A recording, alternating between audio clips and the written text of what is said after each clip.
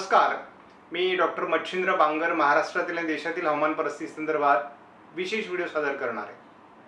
आणि आजच्या व्हिडिओचा विषय हा ऑगस्ट महिन्यात पाऊसमान कसं असेल आणि उरलेला जुलै कसा असेल या संदर्भातला हा अंदाज आहे. खास करून आपण नंदुरबार जिल्ह्याचा विचार केला तर नंदुरबारमध्ये केवळ 40% पाऊस झालाय, 60% पावसाची घट आहे. नंदुरबार पूर्व भागामध्ये थोडं पाऊसमान हलक्या स्वरूपात आहे.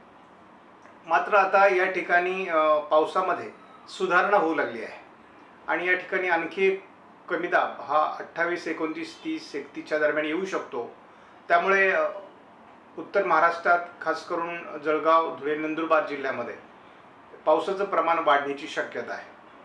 आता विदर्भामध्ये चंद्रपूर आणि गडचिरोलीमध्ये पावसाचं प्रमाण कमी असलं तर याही ठिकाणी पावसाचं प्रमाण आता वाढणार आहे 27-28 तारखेपासून.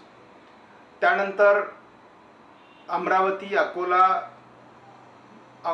हिंगोली, परभणी, नांदेड, जालना आणि बीड, लातूर, सोलापूर या भागामध्ये देखील पाऊस कमी आहे. आणि याही ठिकाणी आता उरलेला जुलैमध्ये पाऊस होणार आहे, ऑगस्टमध्ये पाऊस होणार आहे, सप्टेंबरमध्ये पाऊस होणार आहे. पहिली गोष्ट आपण अंदाज समजून घ्यायला शिकलं पाहिजे. म्हणजे आम्ही ज्यांना हवामान साक्षर व्हा असं सांगतो, याचं कारणच ते आहे की मुख्य कारण काही आपल्याला हवामान अंदाज समजला पाहिजे. जून आणि जुलैचा पॅटर्न असा असतो की जूनमध्ये पूर्वार्ध जो असतो जूनचा तो मान्सून पूर्व पावसाचा असतो आणि त्या काळामध्ये मराठवाडा, विदर्भ किंवा उत्तर महाराष्ट्र, पश्चिम महाराष्ट्र, मध्य महाराष्ट्रात पाऊस होतो. परंतु एकदा जूनमध्ये मान्सून सेटल झाला की मग जुलै महिन्यापर्यंत साधारण कोकण आणि पूर्व विदर्भ असं पावसाचा पॅटर्न राहतो घाटमाथ्यापर्यंत. मात्र जेव्हा ऑगस्ट महिना सुरू होतो तर साधारण एक 10 ऑगस्टपर्यंत किंवा 15 ऑगस्टपर्यंत आपल्याला असं दिसतं क्लिअरपणे की हळूहळू कोकणातला पाऊस कमी व्हायला लागतो आणि एखादा कमी दाब आला की त्या कमी दाबापुरतं मर्यादित वातावरण अरबी समुद्रातून आलेल्या बाष्पामुळे कोकणात पाऊस वाढतो. अन्यथा इतर वेळेस मग हलक्या सरी वगैरे असतात.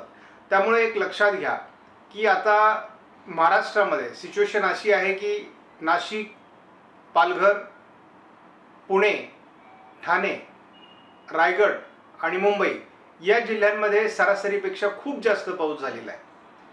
आता फक्त कमी पाऊस कुठे आहे तर ज्या घाटमाथ्यांवर आहे या पाठीमागे मग अहिल्यानगरचा पश्चिमी भाग असेल, त्यानंतर साताऱ्याचा पश्चिमी भाग आहे, कोल्हापूरचा पश्चिमी भाग आहे. या भागामध्ये पश्चिमी भागात भरपूर पाऊस झाल्यामुळे जिल्ह्याची सरासरी वरती आली. परंतु पूर्व भागामध्ये म्हणजे साताऱ्याचा पूर्व भाग असेल, कोल्हापूरचा पूर्व भाग असेल, सांगलीचा पूर्व भाग असेल किंवा अगदी अहिल्यानगरचा पूर्व भाग असेल, नाशिकचाही थोडा पूर्व भाग, या ठिकाणी पाऊस कमीच आहे. एक लक्षात घ्या. अगदी छत्रपती संभाजीनगरमधले सुद्धा परिस्थितीच आहे. सरासरी चांगली दिसते परंतु काही विभाग पावसाचे सुटलेले आहे.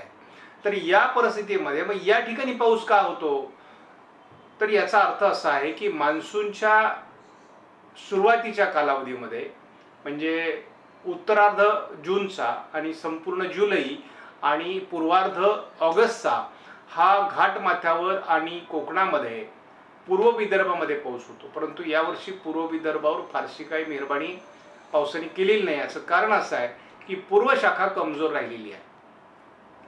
त्यामुळे आता ती सक्रिय होणार आहे कारण यापुढचा पाऊस हा पूर्व शाखेचाच आहे.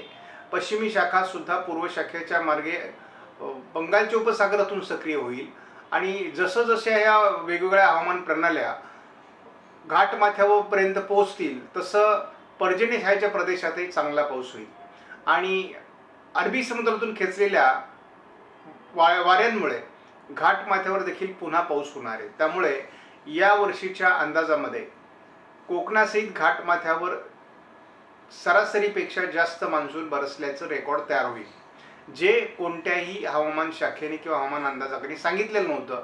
आपण सांगितलेलं होतं की यावर्षी देखील अतिवृष्टी होणार आहे कोकणामध्ये आणि त्यामुळे आपण 97% पावसाचा अंदाज महाराष्ट्रामध्ये दिला होता. आज जर योगायोगाची सिच्युएशन बघितली तर कालपर्यंत जे महाराष्ट्राचं रेकॉर्ड आहे ते 97% पाऊस महाराष्ट्रामध्ये झालेला आहे. यापुढे पुन्हा ऑगस्टच्या पहिल्या आठवड्यामध्ये हे पर्जन्य घटेल, परंतु ते पुन्हा वाढणार आहे. त्यामुळे जरी पर्जन्य कमी होत गेलं तरी ते पर्जन्य पुन्हा 96-97 पर्यंत येऊन थांबणार आहे. त्यामुळे आपला अंदाज हा 100% बरोबर येणार आहे महाराष्ट्रासाठी. आणि देशासाठी आपण 94%चा अंदाज दिलेला आहे, 94 ते 95%चा, आणि ते सुद्धा बरोबर होण्याची शक्यता नाकारता येत नाही. कारण आता बंगालच्या उपसागरामध्ये आयोडी जसा सक्रिय होईल तसं पावसाचं प्रमाण वाढण्याकरता वेगवेगळ्या वादळी प्रणाल्या विकसित होतील आणि त्या भारतावर, महाराष्ट्रावर वेगवेगळ्या मार्गे सक्रिय होतील आणि त्यामुळे भरपूर पाऊस या भागामध्ये पडणार आहे आणि त्यामुळे हे पर्जन्य पुन्हा वाढणार आहे. आता आपण एकीकडे दुष्काळाची गोष्ट करत असताना जर आपण कोकण, सह्याद्रीच्या पर्वतरांगांवर, घाटमाथ्यावर जो पाऊस होतो आणि त्यामुळे जे पाणीसाठे वाढतात, आता आपण दुष्काळी सोलापूर जिल्हा म्हणतो, परंतु उजनीचा पाणीसाठा 60% ओलांडून गेलाय. त्याच पद्धतीने आता जायकवाडीमध्ये, म्हणजे आपल्याला मराठवाड्यात जरी दुष्काळी परिस्थिती दिसत असली तरी जायकवाडी सुद्धा आता 50%ला पोहोचणार. ऑगस्ट महिन्यामध्ये जो पाऊस होणार आहे तो ऑगस्टच्या पावसाला अतिशय महत्त्व आहे. कारण 15 ऑगस्टपासून पुढे पावसाचा पॅटर्न बदलतो. कोकणातील आणि पूर्व विदर्भातील पावसाचं प्रमाण कमी होतं आणि जशी वादळी प्रणाली येईल तसा या भागात पावसाचं प्रमाण वाढतं. परंतु उर्वरित महाराष्ट्रामध्ये अगोदर स्थानिक वातावरण तयार होतं आणि एखादी वादळी प्रणाली आली तर मराठवाडा, पश्चिम महाराष्ट्र, उत्तर महाराष्ट्र किंवा मध्य महाराष्ट्रात जोरदार पाऊस होतो, अगदी पर्जन्य छायेच्या प्रदेशात सुद्धा. आणि त्यामुळे आपल्याला अशा प्रकारचा पाऊस आता 10 ऑगस्टपासूनच वाढताना दिसणार आहे. आयोडी सक्रिय झालेला आहे आणि जवळपास त्याचे इफेक्ट आपल्याला 15 ऑगस्टपासून दिसायला हरकत नाही. त्यामुळे 15 ऑगस्टपासून महाराष्ट्रात पावसाचं प्रमाण वाढेल. काही ठिकाणी ढगफुटी सदृश्य पाऊस देखील होण्याची शक्यता नाकारता येत नाही. आणि सरासरीच्या जवळपास पाऊस जर या दुष्काळी भागात झाला तर आश्चर्य मानायचं कारण नाही. याचं कारण दुष्काळी जी परिस्थिती आहे त्याचं अनुमान काहींनी काढून ठेवलंय की 70%च पाऊस होईल, 80%च पाऊस होईल. असं होणार नाही. भारतामध्ये 90% किंवा त्यापेक्षा जास्त पाऊस होणार आहे, तर महाराष्ट्रामध्ये 97 ते 98%ची नोंद आपल्याला होऊ शकतं. या 97 मध्ये 5% प्लस पण होऊ शकतात. त्यामुळे अजिबात कुणी घाबरू नये. रब्बीची अतिशय उत्तम पिकं आणि आपली कुठलीही पिकं ज्या ठिकाणी पेरण्या झाल्या नाही त्या ठिकाणी पेरण्या सुद्धा होऊ शकतात आणि पिकांना जीवदान देणारा पाऊस जुलैमध्ये झालेला आहे. आता ही पिकं अतिशय उत्तम येणार आहेत, त्यामुळे कुठलंही पीक करपणार नाही, जळणार नाही. अतिशय चांगली पिकं येणार आहेत. ऑगस्ट महिना हा 10 तारखेपासून पुढे पाऊस वाढत जाईल, शेवटापर्यंत पाऊस असणार आहे.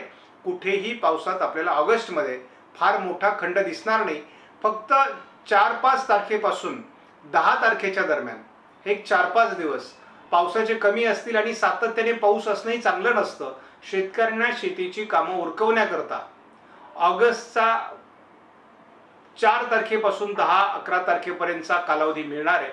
त्या काळात फवारण्या असतील किंवा तण काढणं असेल, कोळपणी असेल, काय जी कामं असतील शेतीची, ही सगळी कामं शेतकऱ्यांनी उरकून घ्यायची.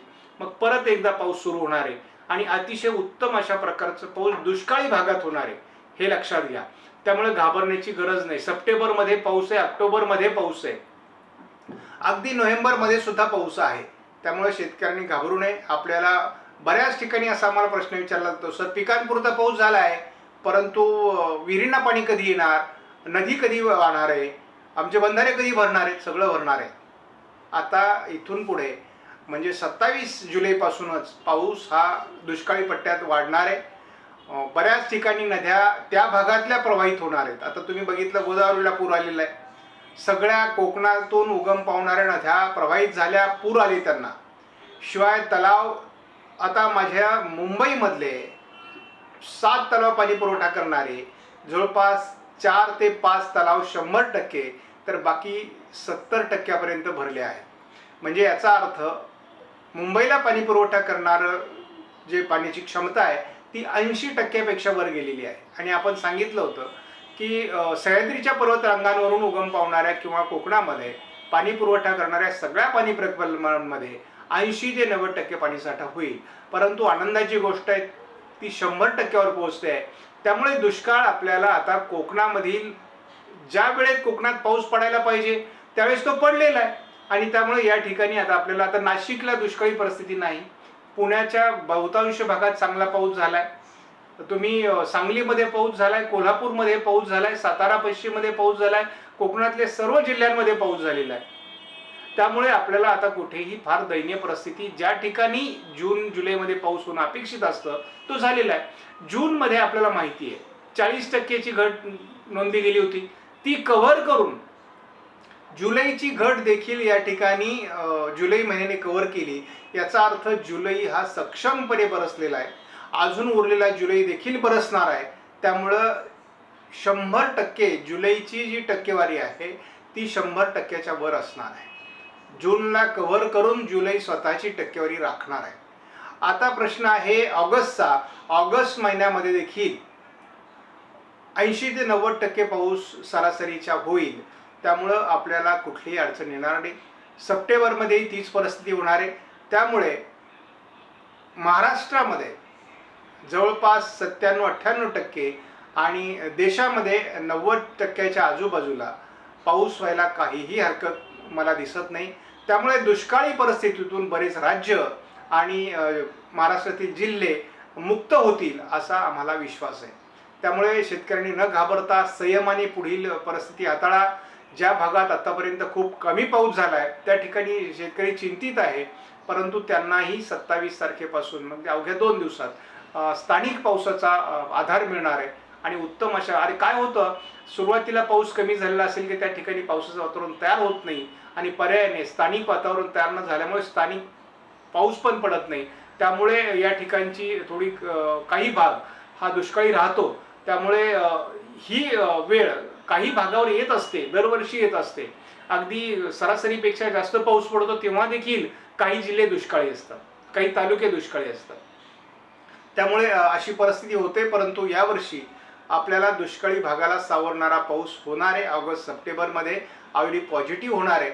आणि त्यामुळे आपण ज्या आयोडीच्या आणि MGOच्या किंवा ज्या हवामान प्रणाल्या बंगालच्या उपसागरात विकसित होऊन महाराष्ट्रावर येतात यांच्या अनुमानानुसार जो अंदाज दिलेला आहे तो 100% यशस्वी होईल. शेतकरी समाधानी आणि आनंदी असणार आहे. चिंता करू नका. आपणास व्हिडिओमधील माहिती महत्त्वपूर्ण वाटल्यास लाईक करा, शेअर करा, चॅनलला सबस्क्राईब करा. धन्यवाद. जय हिंद, जय महाराष्ट्र, जय बळीराजा.